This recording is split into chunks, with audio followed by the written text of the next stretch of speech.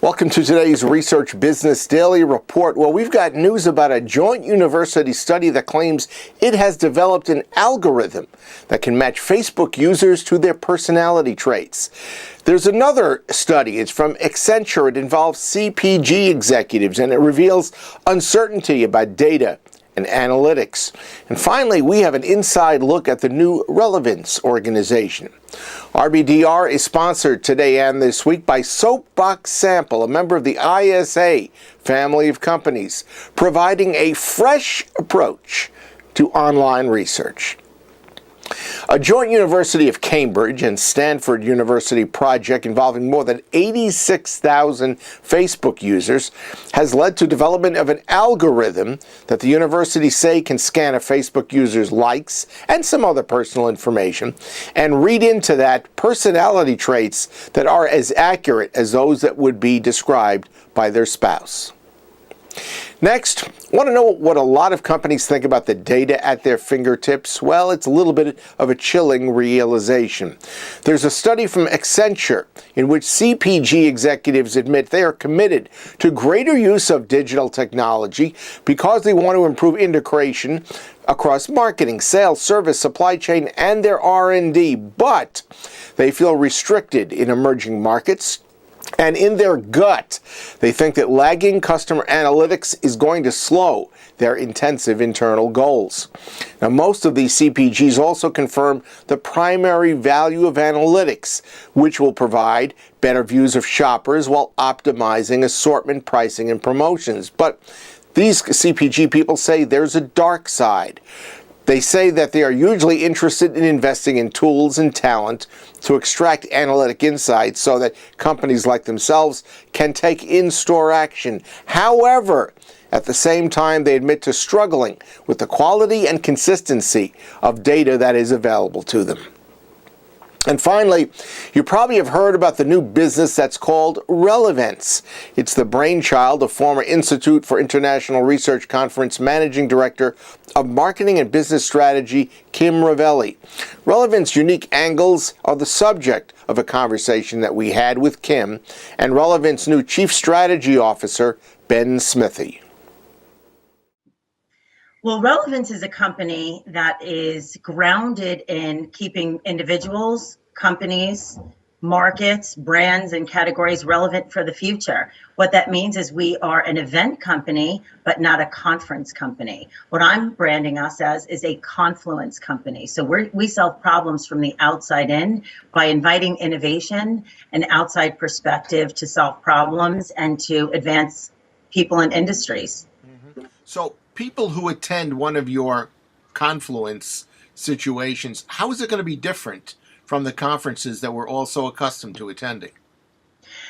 So for starters, what you won't find is one discipline talking to one discipline. So you won't see market researchers talking to market researchers about the value of research. You won't see designers patting designers on the back about the value of design. We're broadening the sphere of influence to bring in outside vantage points and prepare you for the competition that's coming. Mm-hmm. Okay. And what role is Ben Smithy, playing here? Well, to practice what we preach, what we wanted to do at Relevance was to make sure that we were inviting diversity in terms of perspective, in terms of ideas, and in terms of past experience and mindset. I've always been one to say, hire for mindset, not just skill set. And what we're doing is trying to pioneer new ground. And the only way to really do that and not have incremental innovation is to invite folks that have participated, that have experience, but from very different places. And I also was very interested in inviting Ben to be on board because of his vast industry knowledge, respect, and expertise, same as Julie Annixter with the innovation space. So what we have is innovation being applied to the event space, and that's how we're developing our confluences, which are nothing like conferences. Ben, you sold a very successful business, and you've made the rounds at conferences all over the industry for many years now. Why make this drastic a career change? Well, it's interesting. When I first spoke with Kim about it, the visions were kind of just like, it wasn't this like big aha as much it was like a sigh of relief of finally. And, I'd been for two main things. I'd been in the back room in the boardrooms, and I saw what businesses were lacking in skill sets and thought process in the innovation space, in the insight space. And then I saw how businesses were learning through the event space and through the traditional conference space. And there was this big disconnect in terms of what we were providing and what businesses really need. So whether it's business schools, events, traditional conferences, all of that, those education, the learning, the experiences, the networking, there's this giant gap.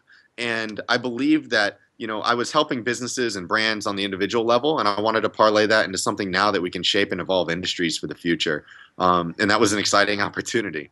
Came, as you mentioned, it was kind of a shock to a lot of people. But then when I tell them about what we're doing and the experiences that we're creating with our partners, it's immediately not only head nods, but the open arms of how do we get involved? The goal here is to get not be a competitor to other things out there, but say, how do we partner with organizations? How do we partner with brands? How do we partner with people within various industries to say, how do we do this? And the excitement around it, the intrigue, and just the immediate sort of, how do we get involved with something like that? This is something that I want to align our organization, our brand, our company with.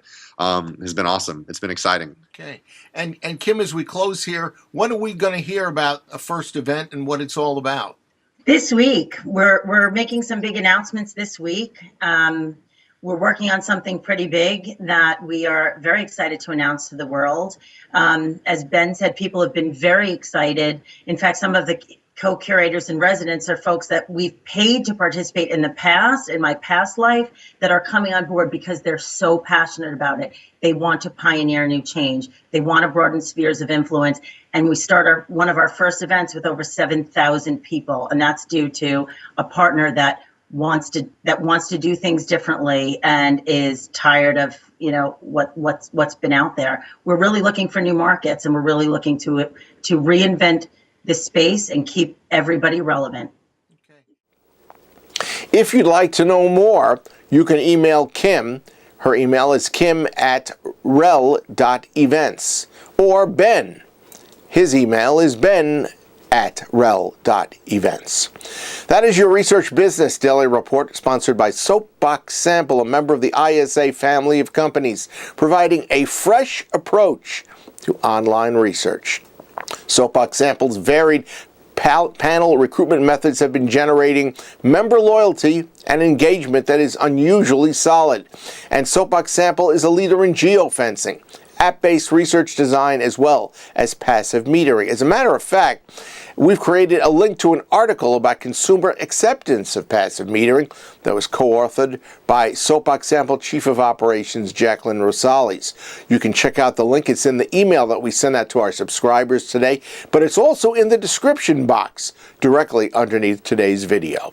So we hope you have a great research day after you check out that link, and we'll see you back here tomorrow.